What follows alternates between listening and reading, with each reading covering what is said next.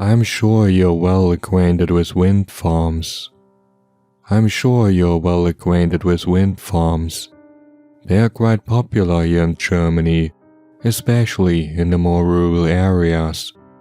One of them isn't too far away from my home village. The first of the giant wind turbines was built more than a decade ago. Through the last years, more of them have been added. At night you can always make them out due to their bright red obstruction lights, even during the thickest fog. To be honest, I haven't looked at them or their lights in the longest time. As a kid they were the most impressive thing in the world, but the more they added and the older I got, my interest shifted.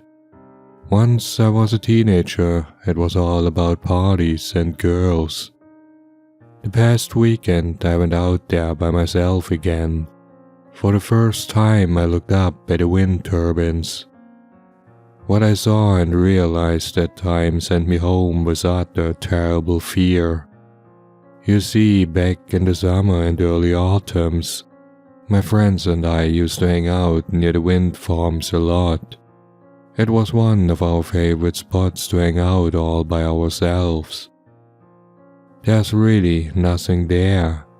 The wind turbines are constructed on small hills. The meadows surrounding them aren't used by anyone. You can be all by yourself out there. It's an ideal spot in the warm months to hang out, put up camp and spend a few nights out alone. It was in the middle of June that I, my best friend Tom and our buddy Mike went out there.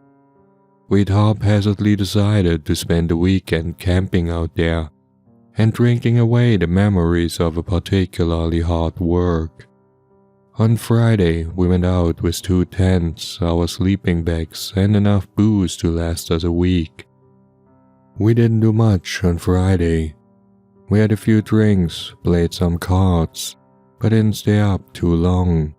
We were all pretty exhausted. On Saturday, we got up soon after dawn. Tom and I had a slow morning, set up the grill and had a hearty breakfast. Mike started a day of drinking. I didn't mind at all. I was the last person to judge him on these things. What I wondered though, was if it really was all about fun or if it was to his recent breakup with his girlfriend. By early afternoon, Tom and I decided to join in with Mike, who was already pretty hammered at the time. He'd put on some music, was dancing by himself, and seemed to have all but forgotten about us. It wasn't even an hour later that he'd fallen asleep in the middle of the grass. While he was sleeping off his drunk stupor, Tom and I had a great time relaxing and chit-chatting. That was until early evening when the weather suddenly changed. It had been a hot and humid day, and the sky had gotten cloudier without us noticing. We only realized the change when it started to downpour. We'd hoped to spend the evening outside, but instead we were forced to retreat into our tents and wait for the rain to stop. It didn't take long before we heard some heavy cursing from outside and saw Mike stumbling around. It took him quite a while to understand what was going on before he finally found his way into a tent as well. His cursing wasn't only directed at the weather, but also at us for leaving him out there. By now though, Tom and I were pretty drunk ourselves and had a good laugh at the whole thing. I jokingly asked Mike if he wanted a beer as well, but he only grimaced, shook his head and rubbed his temples. Well, that's what you get for your head start, I thought. The rain continued to fall. While Mike was trying to overcome his hangover, Tom and I kept drinking. It was almost an hour before the rain stopped.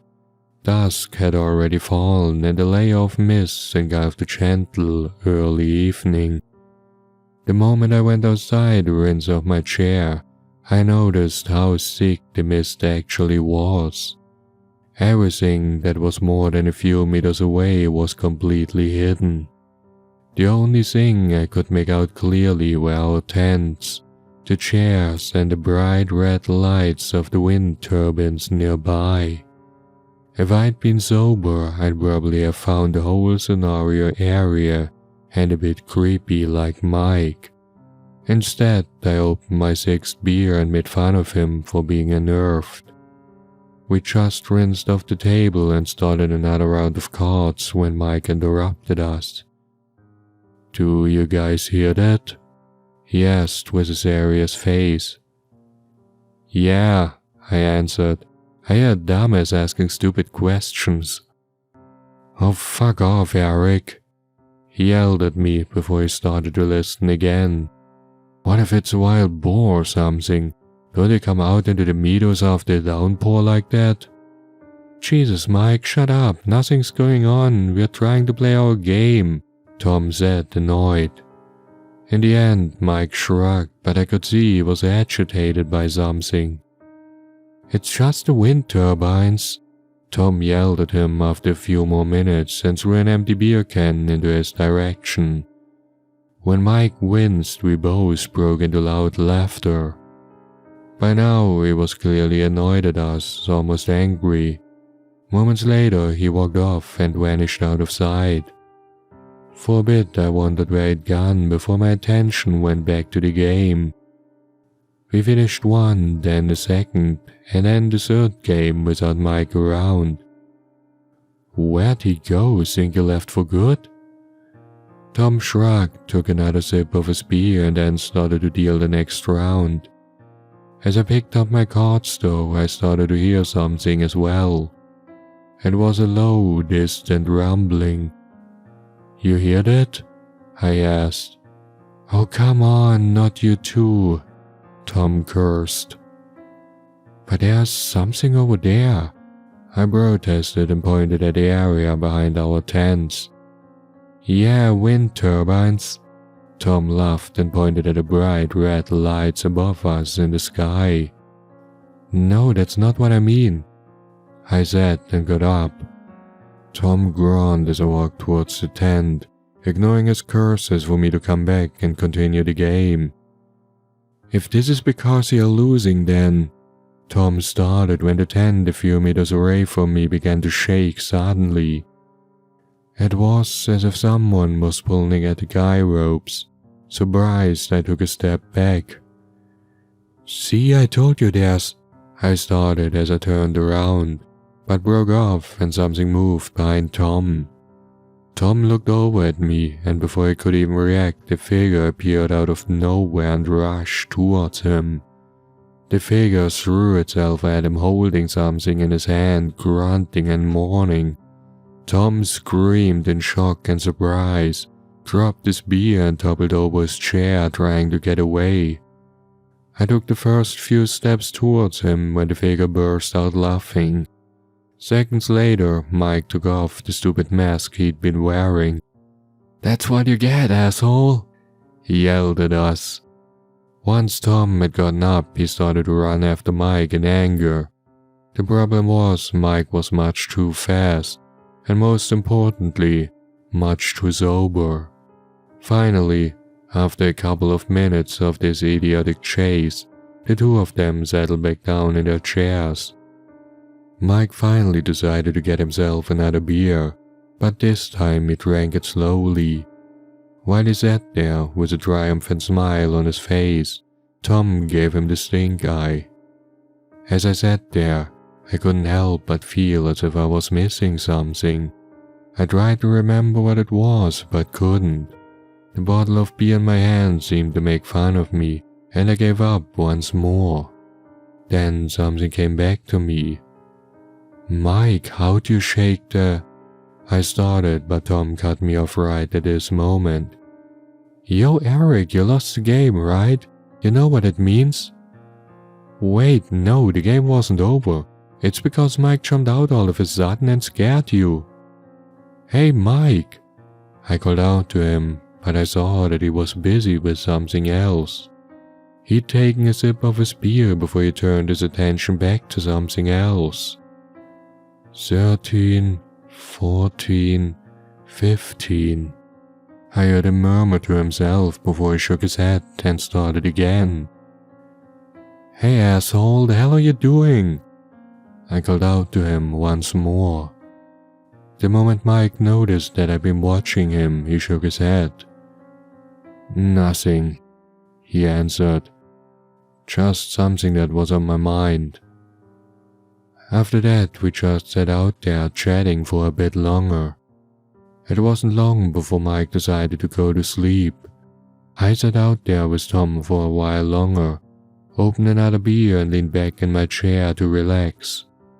The next time I looked over at Tom, I saw that his chair was empty. Suddenly, I realized how uncomfortable I was.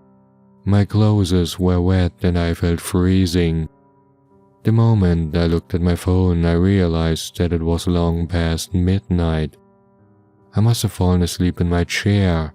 Freaking hell, I cursed at myself. I was about to join Tom in our tent when I got an idea. Sure, I could go to sleep out here in my wet clothes, or I could make my way home. It wasn't even a half-hour walk, more like 20 minutes. Back home, I'd have my warm bed, and most of all, dry clothes. In my drunk state, I thought my idea was ingenious. Sure, Tom and Mike might be mad at me tomorrow for leaving them out there, but I didn't care about that at the moment. By now, my sole goal was to go and get home. I picked up another beer for the trip, and after a slight detour due to the fog, arrived home. Only a few moments later, I fell into my bed. The next day, all hell broke loose. I woke up with a splitting headache, and at first, I had no clue why I was at home and not out camping anymore. Only after a while did I remember my nightly walk home. I wondered how mad Tom and Mike were when they noticed I wasn't around anymore. When I checked my phone though, I saw that none of them had sent me any messages yet. Guess they didn't mind I'd run off, or were they still asleep? Either way, I didn't care. A freaking headache was killing me, and I tried my best to get back to sleep for the time being. It was in the late afternoon when someone called my landline. "Oh my god, Eric, do you have any idea where Mike is?" It was Mike's mom. She seemed to be out of it for some reason. "What do you mean, Miss Gardner?" I asked. "Hasn't he gotten home yet? Are they still out there?" "No, they aren't. We've checked the site, it's in total chaos. There's no hint of him or Tom. What the hell were you doing out there?" "Wait, what the hell are you talking about?" I was suddenly wide awake. "Mike didn't get home and Tom either. Tom's dad went over there because Tom said he'd help him with the car. When he got there though, everything was destroyed." "Destroyed?" "The tents, the chairs, the grill, everything." I sat there not sure what to say. I explained to her that I had no idea since I left in the middle of the night. She didn't listen and kept asking me over and over again if I knew where Mike was. After I'd hung up, I started to worry as well, but knowing the two of them, I was sure they'd turn up eventually. Hell, it might have indeed been a boar that ran into the camp and they booked it. When Monday came around and they were still missing, I grew a bit more worried. By the end of the week, a police investigation was started. A month later, they gave up. Mike and Tom stayed missing. No hint of them was ever found. I've been to the area around the wind turbines countless times, even long after the investigation had ended. I keep telling myself deep inside that there must be some sort of hint that could explain it all. I wish I never found anything. When I was there on the weekend, I looked over the small meadows once more. It was a bit too late already. The sun was setting and I knew I'd had to give up my search. It was at this moment that I looked up at the giant wind turbines next to me after so long. I thought back to that summer night and remembered Mike. He'd been counting something, hadn't he? I began counting the wind turbines one by one.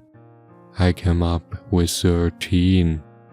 13 bright red lights shining high above me in the sky. And at that moment it hit me. I felt goosebumps all over my body and started shivering as I remembered something. Mike hadn't counted to 13 that night. No, he'd counted to 15.